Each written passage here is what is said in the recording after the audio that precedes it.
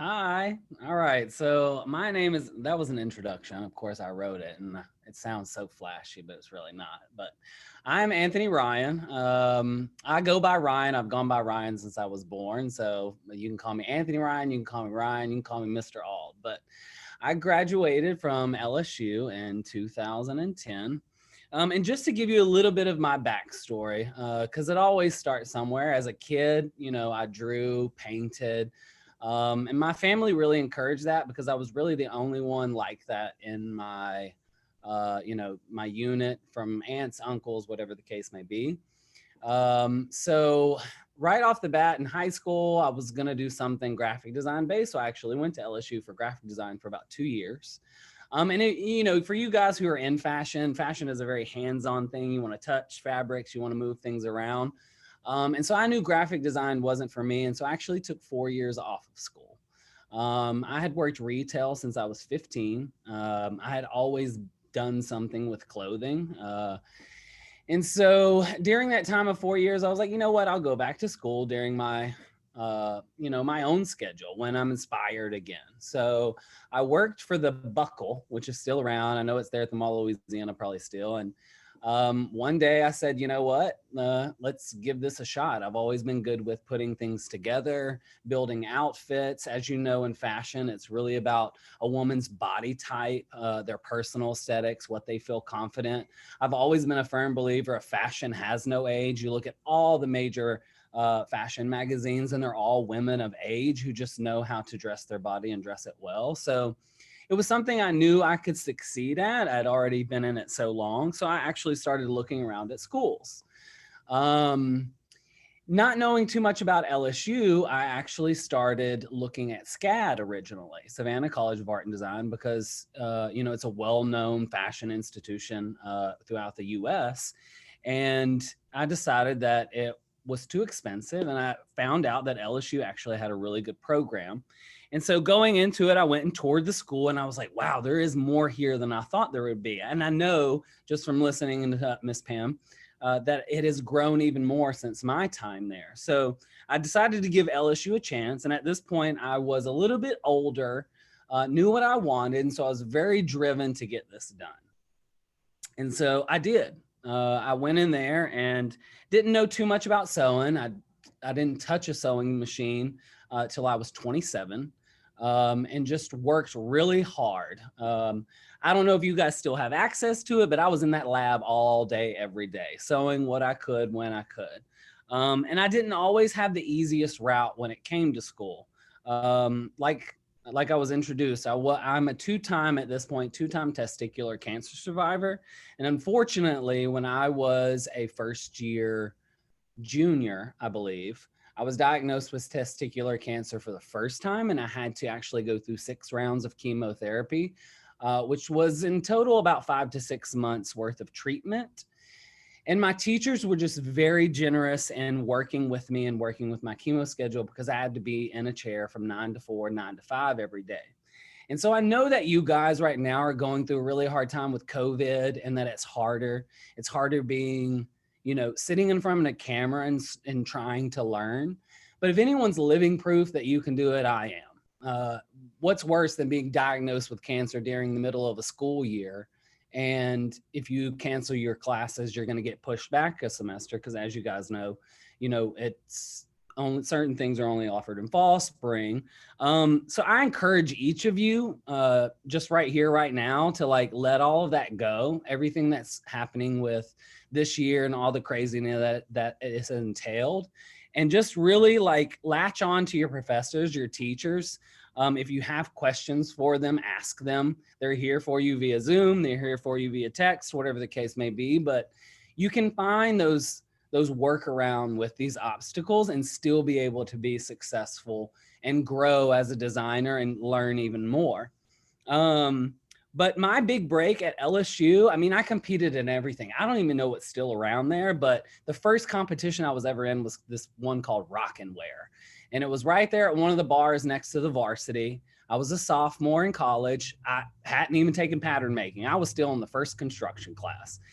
But I sure learned how to pleat and from pleating, I learned how to put some interfacing over those fabrics to make those pleats stay. And I made a cute little cocktail dress, and I won second place. And I beat out all the other, all the other juniors and seniors. And I said, ha, ha, ha, ha, I got you, So you got to work hard and just experiment. I mean, you guys know fashion is about experimenting, making mistakes, because if you don't make a mistake, you're not going to learn anything. So even now, like, you may not know as much as you want to know, but you're at home, play, learn something new, take what your professor taught you and find out the right way that works for you, So my big break at LSU was Dallas Career Day, which is in Dallas.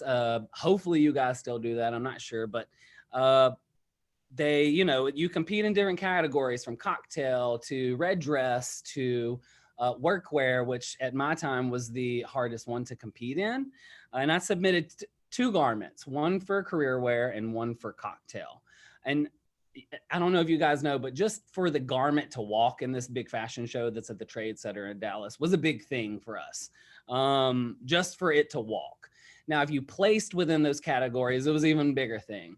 Well, I was informed before we went that I would be interviewed out of 5 people for one of the top awards, which is like Best in Show. And so both of my garments walked, and my career wear, I won first in career wear, which was the hardest because it was so technical. I think the dress that I actually made had over, I still have the dress actually, it has over 65 pattern pieces alone in it.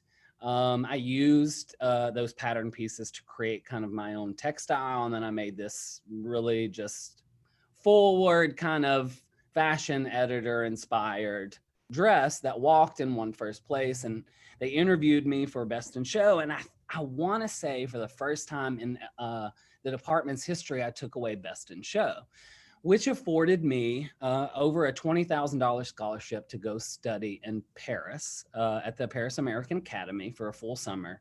It was a full summer intensive, but I got to do everything from study millinery under Jean-Paul Gaultier's hat maker to working every one of Betsey Johnson's shows that was happening during the summer, to learning, working with Anne Valerie Hash's team on knitwear. I learned everything from working with different wools and textures and creating different fabrics and different ways of sketching. It was one of the most surreal things that I've ever experienced. They paid for everything. It was something like, oh my gosh, we grew up poor. So it was just something that I was like, how did I do this? And it's hard work. You guys know the fashion industry is tough, okay? But there are so many facets you can go in. And I just encourage you, don't give up. Look, I know we've all worked those retail jobs. Don't work that retail job the rest of your life. You're going through one of the best departments, one of the best. I have seen some of the best schools and some of the best programs. And I tell you what, I'm not even going to lie. LSU, the program here at TAM, is going to give you the core fundamentals you're going to need to take you through the rest of your career, hands down. Okay.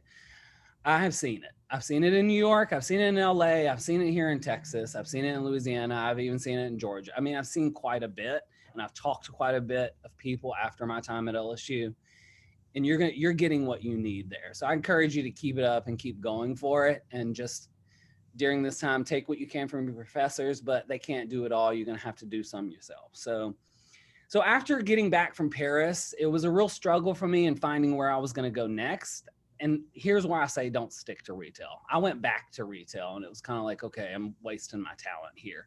And someone sent me an application for Project Runway. I said, okay, I ain't got nothing to lose. Let me go for it. And when I go for something, I go for something. I don't half-ass anything. So it was a matter of, you had to send in 10 looks. It was a 60-page application. You had to send in everything from accessories to hats to anything that you've done. And when I tell you I sent the maximum, I sent the maximum. And I created a video that told my story, and I got a call back.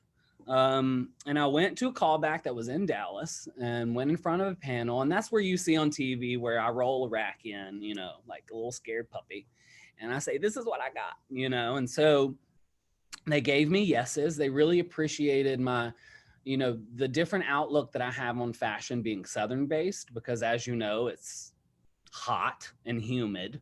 So wearing a wool coat in Louisiana, you can get looked at like you're crazy. So what's the workaround, you know? Um, and they just really liked the idea of what I was doing was separate. So they casted me on season 9 of Project Runway. This was 6 months after I got back from Paris. So I hadn't even graduated from LSU. I hadn't even been graduated a year before I was cast on Project Runway. I did really well on season 9. I made it about, I think I made 7th place. I started out very strong, but I think where I got lost was being so fresh out of college. I wasn't even sure where I was going aesthetically. Like I hadn't even discovered my identity fully. I had some idea, but still I was moving away from what I did in college from a very graphic approach and moving to more of this trying to embrace Louisiana's culture, to this eclectic kind of, you know, hipster vibe. And it didn't work over well with the judges. However, I was memorable. So less than a year after season 9 of Project Runway, I get a call for Project Runway All Stars, and it was season 2. And in order to be on All Stars, you have to be invited. You have to either be memorable, left an impression, or you gotta have to be cuckoo crazy, because you know they gotta have those personalities on there. And I said, well, I must have been memorable, hopefully. I'm not crazy. And so they casted me on season 2 of All Stars. And you guys got to realize it's TV, okay? 50% of it is TV characterization. The other 50% is talent. So learning what I did from season 9, I went back into it and I said, okay, I got to do something different. So I actually went back to what I was doing in college, this more graphic approach aesthetically. And I said, all right, let's go back to what I know. Let's go back to my roots. And I said, from a television standpoint, I was good the first time, so let's just keep that up. You know, let's bring out the Southern charm, so to speak. Because I'm not originally from Louisiana. I'm originally from Northeast Texas, and it's like a small town of 300 people. I was the first one born in like 2 weeks in the hospital there. So I've always had that. And so I just used that to my advantage. You know, I played it smart. If anything, I learned from LSU, because you got to play smart, and you got to be smart about how you play a game. You know, so I went back into it and I just said, okay, let's see what you producers can do. And I gave them a storyline and it worked out. I won, you know.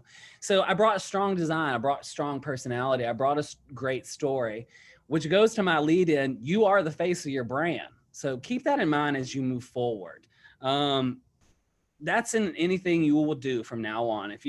Unless you want to hand over your business, if you want to go off to start something of your own, you're going to be the face of it. So you're going to have to represent yourself. You're going to have to be able to speak. You're going to have to be able to talk to people. You're going to have to be able to take people's advice. You're going to, you know, everyone's always saying, oh, I would change this, change that. And we roll our eyes and go, okay. But no, you need to take that into account, because if you want to build a business, you're going to have to listen to people.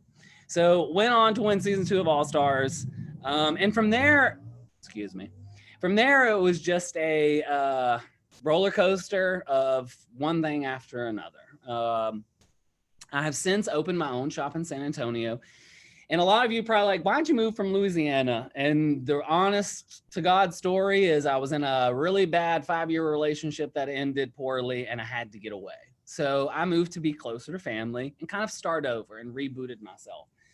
And it was the hardest thing I have ever done, to move to a city where I knew absolutely no one, where I have absolutely no connections. The only people I know here is my dad's stepmom and half sister. That is it. Okay. So it was a challenge. It was something I set up for myself. I was like, all right, let's reboot this. And so I did. And here I am 5 years later. I've got my shop. I've got a great clientele. And I don't need to be in New York or LA to be able to do something that I love. And I have always said that, like, why break the bank and go to New York and LA when you see everything is moving towards supporting more local? Okay. I don't need to be in Neiman Marcus. I don't need to charge, you know, $2,000 for a pair of pants. That's not me and never will be. And if that's you, by all means, embrace it. But as you can see in fashion, 75% of the US is not able to afford those types of things anymore. So I encourage you to find something that is going to appeal to everyone. Because at some point, if you do get successful, you got to remember you were that person too. That's my little rant on that. But so I've done 3 seasons of Project Runway at this point. I have worked with various people across the board, from Marie Claire to Cosmopolitan to, Us Weekly, USA Today, all of those things. I've been fortunate to meet so many people, from actors to actresses to advocates to government officials to, anyone that I can think of. And the one thing that I always maintained along the way was who I am. Don't get lost in this fashion industry and let it take away who you are inside, because it's not worth it. It's definitely something that, remember that you love this. This is what you love to do, and just find a great positive way to convey that to the world.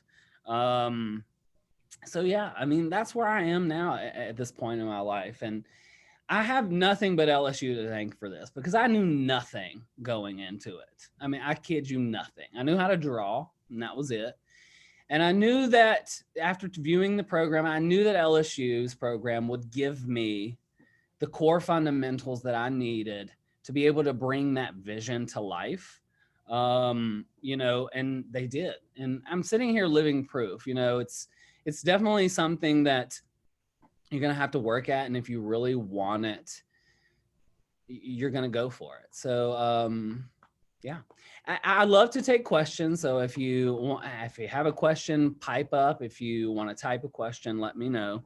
But another thing is, coming out of the LSU program, the one thing that I always say, I still talk about LSU. I still recommend them as a school to everyone that I meet, anyone interested in fashion. And one of the big things that I loved about the program was the business aspect of it. You guys know, and I don't know if the program is still set up like this, but you kind of automatically minor in business. Okay. So those classes are invaluable. Trust me, I didn't like taking accounting. Okay. I didn't like taking any kind of management, like, I'm not going to lie. But now, having my own business, I would have taken more at this point, So as much as those classes you may not like to take, like, they're going to work out for you in the end, especially if you kind of want to start your own thing. And several of my classmates have gone on to start their own things. There's Natasha Marie Bridal, who graduated right with me. She's there in Denham Springs. She has her own little shop there. Like, you can do it. It's all about the community as well, getting them involved, and family and all of those things. Like, especially with what's happening now, there are so many people moving away from New York and LA, and things are being built across the US in terms of fashion. So I encourage you to look at all of your options, okay? Because there are opportunities everywhere. We've got one question here that said, how did you set yourself apart from everyone else? It's a big, scary business. So how did you stand out? That's a really good question. I guess more than anything, okay, for instance, okay, you're in Baton Rouge, Louisiana. Let's just call it what it is. It's not a huge place when it comes to fashion. That's just fact, okay? But what I did to stand out was I found everything that I could get my hands on, from competitions to fashion week events, to if there was something happening in New Orleans, to just taking the initiative to creating something extra to photograph, to put in my portfolio. I did it, okay? And that's what I would encourage you. That's how I stood out. When I went into that interview for the Dallas Career Day for that top 5, I took in 2 portfolios. I didn't scraggle in there with one. I took everything from every drawing, every graphic, every headpiece that I had done. It was photographed, professional, and in those binders. And he looked at them and we flipped through them together. He said, "This is nice." And I said, "Thank you." So set yourself apart with your work. Let your work speak for yourself, because your portfolio is going to speak volumes. It's a scary business, yes, but it's not going to be handed to you. Boo. I hate to tell you. And I tell a lot of I'm older. I'll be 38 this year, right? I tell a lot of the younger generation, and I don't want to sound my age right now, but it's not going to be handed to you, okay? Nothing's handed on a silver platter, with a fork and a knife, okay? You're going to have to go dig through a dumpster and find it or something, So just work hard. It's, you got to work hard. And that's how I stood out. I was older than my classmates. I knew what I wanted and I worked hard. Do you feel like LSU's TAM department is competitive enough to prepare students for the industry's intensity? Absolutely. And if it ain't, I need you to set that challenge for yourself, because it's not your teacher's jobs to create a challenge for you. It's your job to create that challenge for yourself. Okay. You're going to have to work harder than anyone. You're coming from LSU. You're coming from Baton Rouge, Louisiana, but I'm living proof you can do it if you work at it. You know what I'm saying? You got to be able to get out there and make connections. And if you don't want to move from Louisiana, you're already a step ahead in creating a business because you know people, you're creating contacts there. I was kind of silly to move in the end because I should have started a shop there, and I keep constantly thinking about coming back to start a shop there.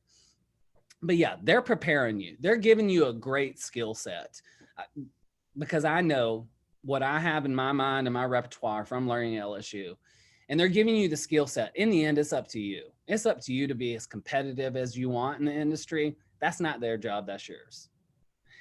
I actually just finished rewatching All-Star Season 2, and I appreciated your style and journey so much. How was it working with so many designers with different aesthetics? Did it ever make you question your style, or did it make it stronger? No, I question my stuff all the time, not gonna lie. Okay. I know how to do red carpet and avant-garde and all of those fun things, but that don't make a business. Okay. I focus now in my business on ready to wear. We live our lives in jeans and t-shirts. So what is a way for me to make that fun again? You know, at this point in fashion, everything's been invented. Okay. Everything comes back around until we get to a point with technology where I can touch this shirt and it changes a different color. You know, everything's been done. So I tell everyone, I took this quote from my good friend Joshua McKinley, who's actually on the show as well. And he said, you know, I'm not trying to reinvent the wheel. I'm just trying to add my own spoke in there. And that's exactly what I'm trying to do. So my design aesthetic is really about how to take ready to wear and how to take these separates and make them cool and fresh again. Okay. Because from a business standpoint, I want something that is going to end up on the dashboard of a car from making out with your boyfriend. I want you to make a memory in it. Okay. I don't want it to be a sparkly dress that you wear down the red carpet one time and then it gets tossed out or sold on Poshmark. Okay. I want you to be able to live your life in it. And that's where I am at design aesthetically. Now, if you want to do bridal, if you want to do, you know, cocktail, if you want to do those types of things, find a way to make them relatable. Okay. And never question yourself. There's always room for improvement. Like for instance, Nina Garcia, who's from the show, love her to death. I could give her a call right now. We could have a little chat and laugh because she's like my mom in a way. If she wants you to do better, but she's going to keep you in check. She's going to give you her full on fledged opinion. And it's up to you at that point if you want to grow from it. But I would just say time will make you stronger in your own choices and your own confidence. So play around with who you are. It doesn't have to be perfect right now. After New York and LA, where would you say the most careers in fashion are located in the US?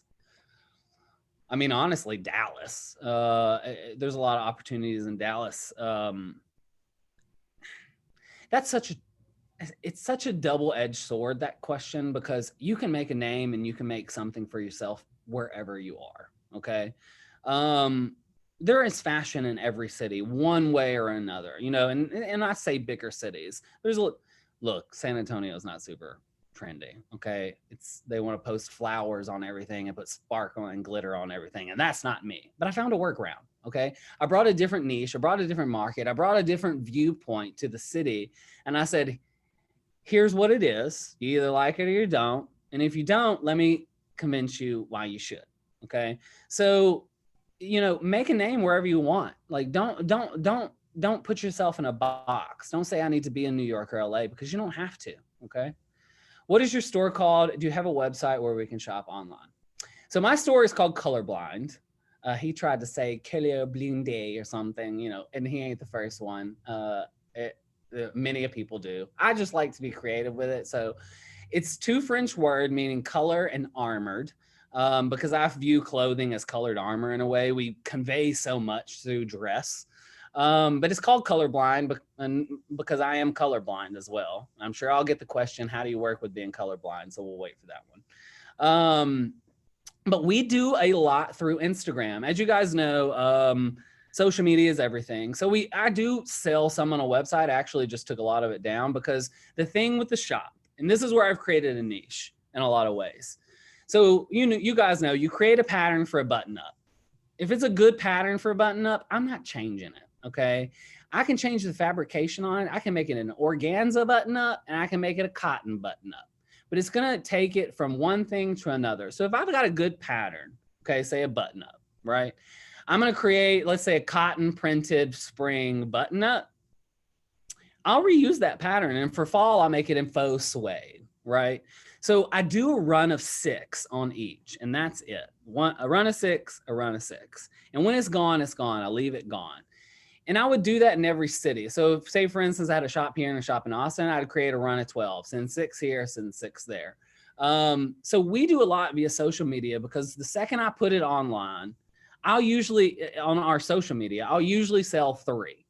And at that point, within the week, I've sold them all. So sometimes it's hard to get it on a website. And then all of a sudden, you're trying to keep up with shop inventory and you're trying to keep up with website inventory. And so I've actually relied more on social media, which is where it's at right now. I do occasionally put things on a website if they don't sell as fast, but it is definitely the learning point that I'm at right now on how I need to capitalize better on that. So again, I'm always learning, as so should you.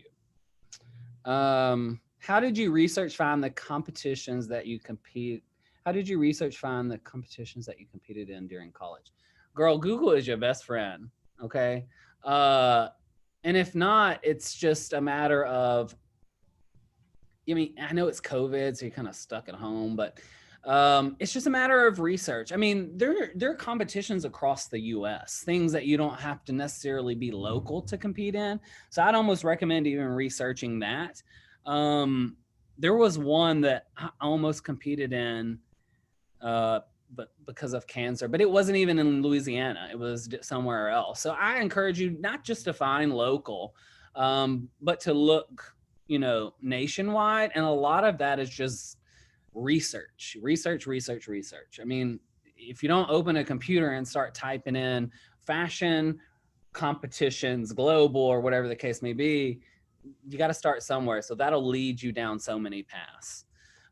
Did you think working in Paris inspired you how to work and style?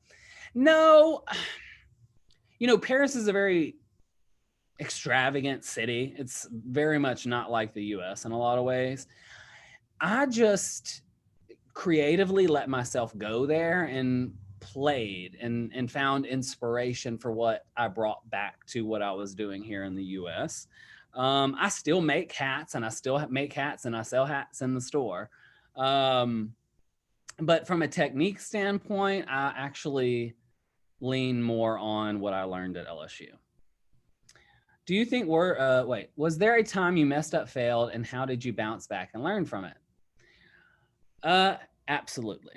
And so I asked, before I got on this call, just full transparency, I asked to make sure it was all right that I talked about this. But when I was a junior and I was diagnosed with cancer, I was taking pattern making and failed. Okay. Pattern making 2. I got an F. Failed me. I won't say who the teacher was, but the college worked with me. And you guys know, if you can't get that pattern making 2 in, you can't get to draping. So here's pattern making 2, here's draping.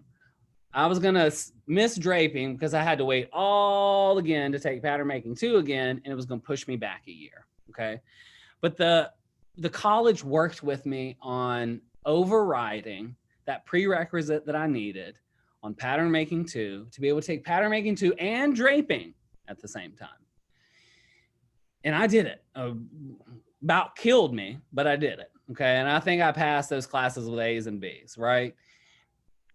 But it can be done. There are workarounds. Life's going to throw you things. I mean, cancer is like one of the worst things you can be thrown at during the middle of a college year, in the middle of me trying to put myself through school again. I reached out for help, and my professors and staff and faculty and even down to my peers were there to help me, in any way that they could. And I did it. I didn't do it all by myself, but I did it with help and the help of those around me. And the one thing that I learned was to be able to ask for help, and I leaned actually a lot. And we bring her up again, but Natasha, who was from Natasha Marie Bridal, I leaned on her a lot at the time, just because we were so different aesthetic wise. She does very classic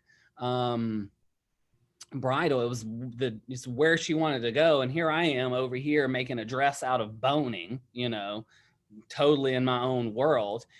And we counterbalanced each other well. She would look at it and she'd go, and I'd look at hers and I'd be like, girl, what's that? And so we were able to give each other some kind of opposing viewpoints and opinions, something that maybe we wouldn't always get from our professors, but we were each other's eyes, each other's critical eye. And so I learned a lot from her, and we learned a lot from each other, and how to work with, I guess, constructive criticism and feedback. So that was very valuable. But I will say it was a hard time in my life. You feel like a failure, hell, I made an F, but you have to be able to like swallow your pride and move on and push forward, because if you sit there and harp on it, that's not going to do anything for anyone. So yeah, that was my LSU story. But anyone else have questions, please type or ask. What is the biggest change or shift in the industry you have noticed throughout your career? Honestly, it's, for me personally, what I've seen is the shift in being able to bring something to the consumer, so to speak, and it be accessible and affordable and something that has some kind of timeless look to it. I mean, more and more people are shopping at Target. They're not going to Neiman's. I mean, the only people usually going to Neiman's are the people who can afford it. And I still can't afford no Neiman Marcus, okay? But it's a matter of finding a good balance of, what you do, a good price point, a good quality, and being able to give that to anyone. If it's $125 top, it needs to be a special $125 top that someone could take out of their closet and wear 8 years down the line. It needs to be an investment, but at the same time, people aren't pulling so much out of their pocket for those things. So, the one thing that I really got, and if y'all still offer it, go for it, do it. I went on the field study to China with Dr. Liu during the summer, and I learned so much about just manufacturing and the different options that are out there in the US and globally. Learned so much from her, and being able to possibly make connections for manufacturing and being able to do those types of things, because honestly, the sad truth is not a lot of manufacturing is being done in the US anymore. If you look at, we produce a little bit in LA, and that's just simple things.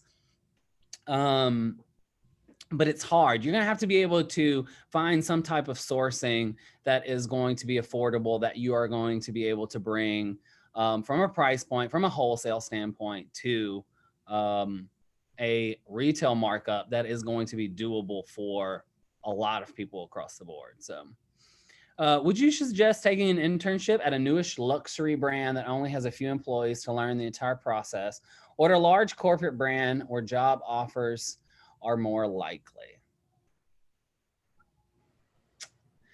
I think that's a personal choice, honestly. And honestly, I think that depends on where you want to end up.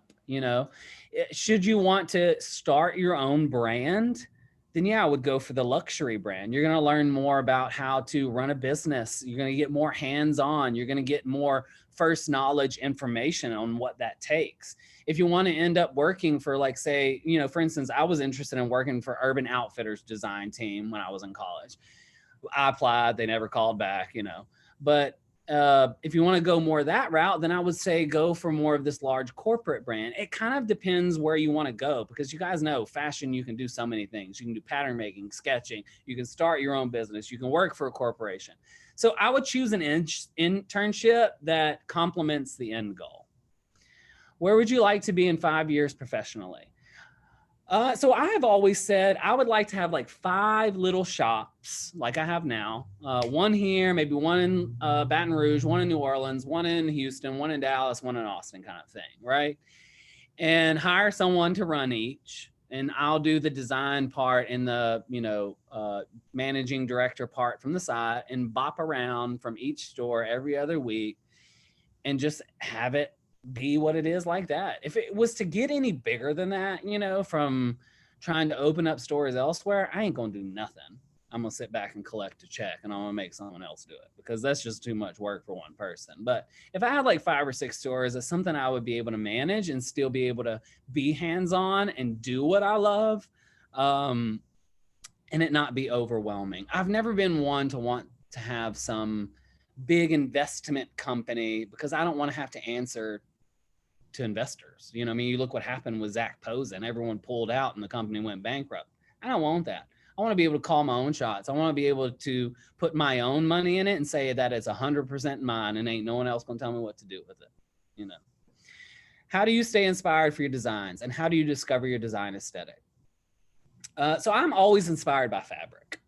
And the reason being is for me to be able to get it to a price point, wholesale wise and manufacturing and all of those things, I shop cheap. Okay.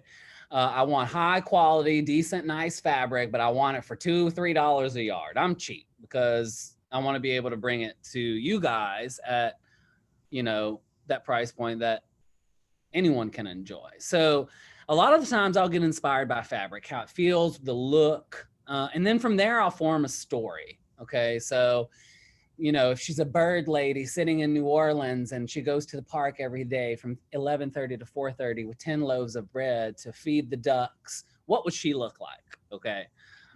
So it's, it's all how you see it. Fashion should tell a story.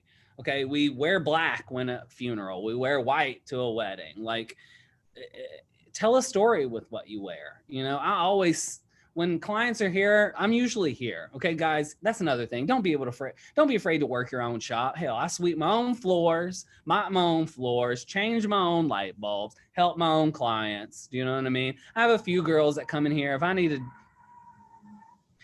a day off, I'll bring them in here or whatever the case may be. But a lot of people love my shop because I'm going to tell them here. And here's something very important. Don't try and sell someone something just to make a buck, okay? Because women talk. And if you put something on a woman that looks a hot mess or doesn't complement her body type, or she's not walking tall and walking proud in it, women notice. And they're gonna go, I'm not gonna go there because that's not working for her, okay? Everyone that you put something in is a walking billboard. And if someone walks taller, they walk more confident, if it changes their posture, if they get compliments on it, they're going to recommend you more business. And that is everyone that comes into my shop. I'm 100% honest with them. If it doesn't work on them, we're going to find something else. And you're not leaving until we do. Okay. And I'm going to give you down to the hair, the makeup, the shoe on how you should wear it. And if you're teetering on a line of, I'm not sure if this works on me, try it. Okay. Go to this event, wherever you're going, and I want you to count how many compliments you get. And when you do, I want you to come back to me with a big old smile and tell me I was right. And do you know that 99% of the time, that is always the case. So in those instances, honesty will always be the best policy. As far as like design aesthetics, I just do what I want. When I first moved to San Antonio, we were in a different location. And the shade is, it was a very soccer mom location. Like, you want to wear leggings and tunics over everything. And I found myself catering to that from just to make a buck. And I lost myself in a lot of ways. And I said, we're not doing this anymore. So we moved. We had 2 shops here in San Antonio for a little bit. And I transitioned to a new space, more progressive space, a little bit more metropolitan. And I said, I'm doing what I want. And I have, and it's worked out. And I've also leaned on social media to be able to get those things to more progressive areas, whether that be Austin, Dallas. I send so much to Hawaii, LA, New York, whatever the case may be. Not only do I have a physical shop in which I cater to those here who want fashion, but I'm also catering to that following of mine who is across the globe. Um, because fashion is a point of view and someone's always going to have a critique about it. So do you? How do you offer inclusive plus sizes in your line? Asking for a friend. Ha ha ha. That's a different market. I get that question a lot. A lot of the times I at least try to incorporate something that is sizeless. Okay. Regardless if it's some type of kimono, jacket, top, you know, there are things out there that really don't need to be graded in size. You know, it's if it's an oversized tunic, it's an oversized tunic. Why do you need to put a small, medium, large on it? You know what I mean? I try to take in a Southern body type in everything that I do now, regardless if that's because most women here are 5'7" or shorter. Most people here got a nice booty. You know, all my sisters, they ain't got nothing up top and everything on bottom. Okay. So I at least try and work around that just looking from the women in my family. The only reason I haven't included quote unquote plus size more is because it's a very different pattern making process. It's a very different fabric in terms of fabric yardage, all of those things. And honestly, I think that if I had to offer one critique to LSU, okay, Miss Pam, I need you listening, is to offer some type of pattern making service, some type of pattern making class that offers plus size pattern making or type of grading. Is to be able to incorporate that more into the program and at least have it as an option. Because honestly, full disclosure, I don't know enough about it at this point to even say if I would be confident in starting a plus clothing line. So I guess if I ever wanted to, I would need to teach myself more. And maybe that's where I'm a little bit comfortable in what I have now that I haven't incorporated it. So that's my bad. Thank you so much for taking time to speak with us. I've enjoyed hearing from you. Unfortunately, I have to make it to another class. Oh, bye, girl. Do you have a sewing workroom or do you outsource? We do both. So if you look behind me, I got a Juki, I got a Rex. So sometimes if it's a coat, I'll do 3. I'll sew them myself. A lot of it we outsource. We'll send patterns, fabrics. Manufacturing just depends on what it is. If you want to ask me about manufacturing, that's a whole nother thing. I have my own secrets that I never share, but lean to your professors on that, especially Dr. Lou. Research. What is your favorite moment of your career so far? I mean, Project Runway, obviously. It was a great exposure, great thing. It's not made my career, it's not broke my career, but it was a great platform. And more than anything, I enjoyed doing the show because I was in such a tight space with other creative people from all across the globe who had different viewpoints, who had different style aesthetic. And for me, it was just invaluable to get that and be able to enjoy that process with other people that loved doing what I do. And that's why I've done 3 seasons at this point. It wasn't for the fame, wasn't for the money, wasn't for the exposure. It was to be in that design bubble with other people who loved doing what I do, and being able to enjoy that with them. And I miss that so much about my time at LSU, is being in that classroom with other people who love to do the same thing that I do. So we're going to wrap on that. And I just encourage you, when you do get back to class via Zoom, whatever the case may be, to look at your classmate next to you and say, I enjoyed doing this with you, because you won't get that opportunity very longer, especially if you go to start your own business.